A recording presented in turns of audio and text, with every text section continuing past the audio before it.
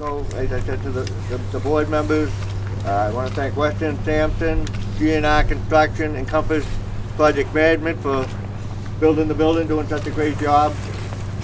The Norwood Light people, all the staff and everybody worked very hard on this. We especially one selectman who more or less drove the boat on this was Bill Plasko. Yeah. Who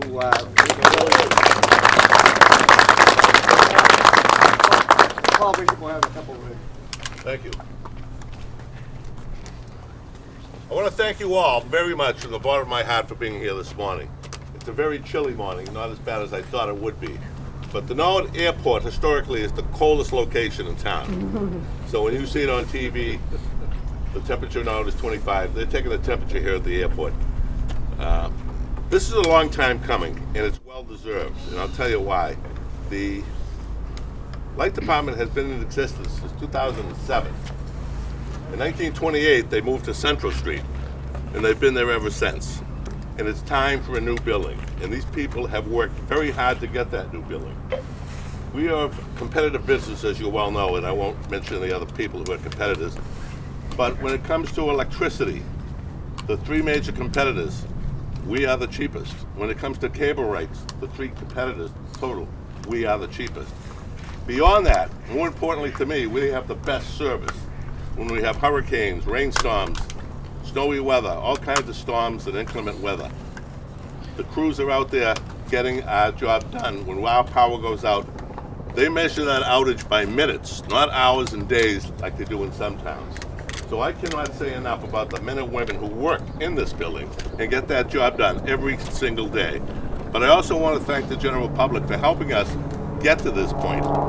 Projects like this would not be happening unless we had the approval of the town government, the town meeting, and so on and so on. So I want to thank you again very much for being here. I will get you inside as quickly as possible, and I think you will be extremely impressed with what you see. And hopefully for the next 100 years, they'll be here. Thank you all.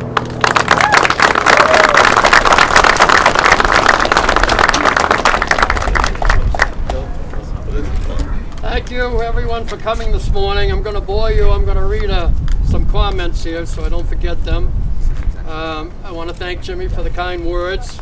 And while I won't be bashful about the role I played in moving this project forward and seeing it through completion, we have to remember that old saying, it takes a village. And as that saying goes, it did take a village to build this beautiful facility.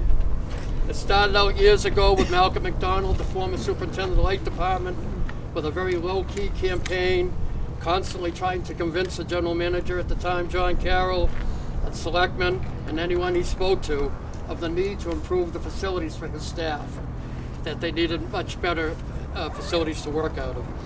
He made this case while he watched the public safety complex for our police and firefighters, a new public works department, and a high school be built.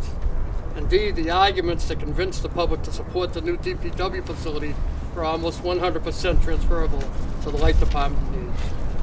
Finally, people started to understand and were getting on board with the fact that we had to do something about the situation. But then the old challenge we always seem to face in Norwood raised its ugly head. Where would we put such a facility? Out of nowhere one day I got a call from town planner Paul Halkiotis. Paul had just received a call from someone in the city of Boston.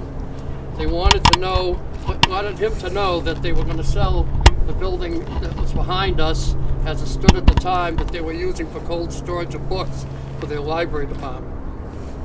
So Paul was particularly concerned because at the time we were in the middle of our battle over 40B issues and trying to prove that we had reached the 1.5% land area requirement, and we were just barely claiming that we got there. And this represented 3.5 acres that were in that count. So Paul was concerned that we would lose that. I told him we should consider buying it, and let's get a tour and go down and look at the facility. We came down and we looked at the facility. I walked in and I turned around, and honest to God, be my judge, I yelled out loud, "Oh my God, it's perfect." It solved everything. It was a perfect solution in my opinion. It would provide a place for the Light Department to be located all under one roof, one central facility.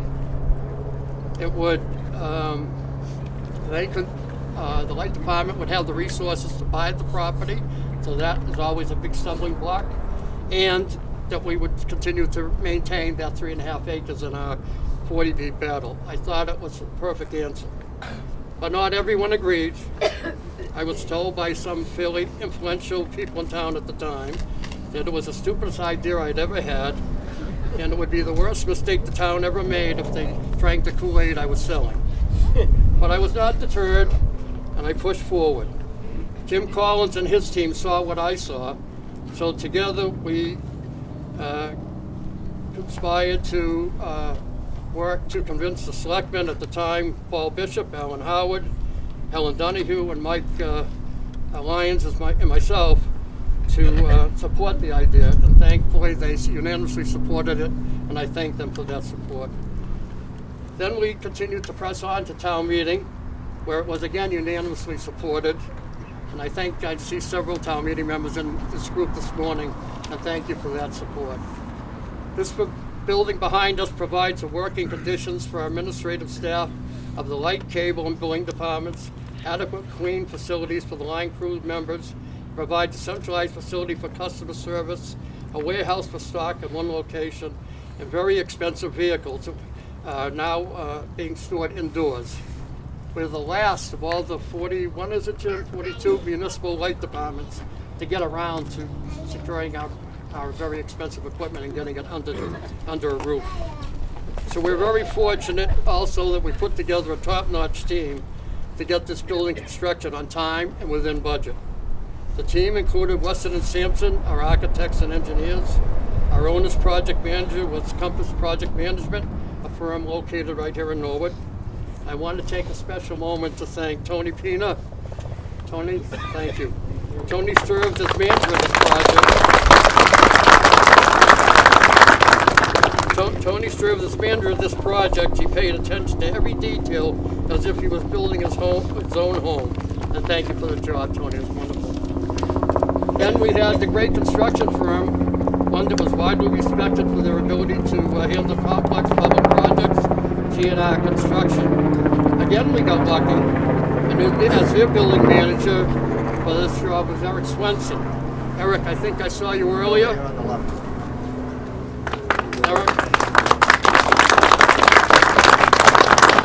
Eric is also a Norwood resident, and he brought that little extra Norwood pride to the job daily.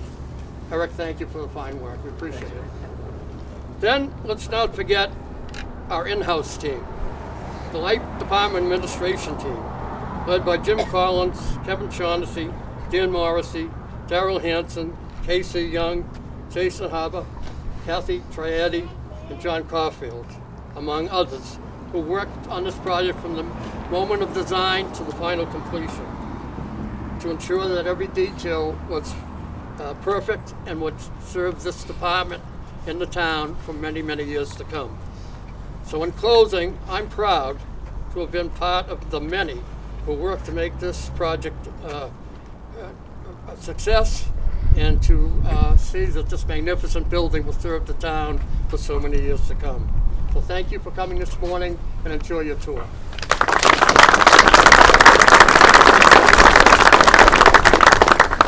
Anyone who's ever visited me in my office knows that if it's anything less than 80 degrees, I'm usually cold. So I will, something I share with John Carroll, so I'll keep it brief. I know Chairman Bishop thanked the staff at the Light Department. I want to thank them especially. We often think of them when the power goes out, when we need them the most, but they're here working for us and for the town 7 days a week, 365 days a year, 24 hours a day. So just, I want to thank our staff and give them a round of applause.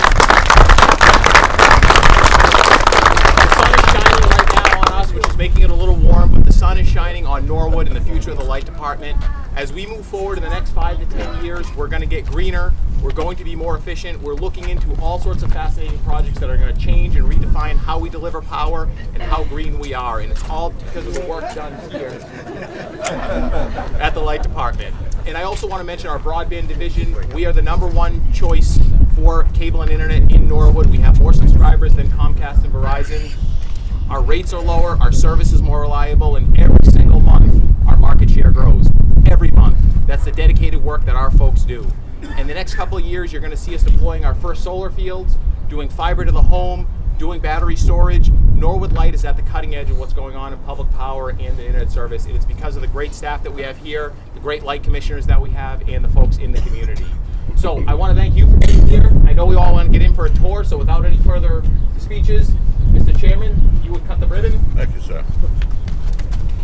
Everybody ready?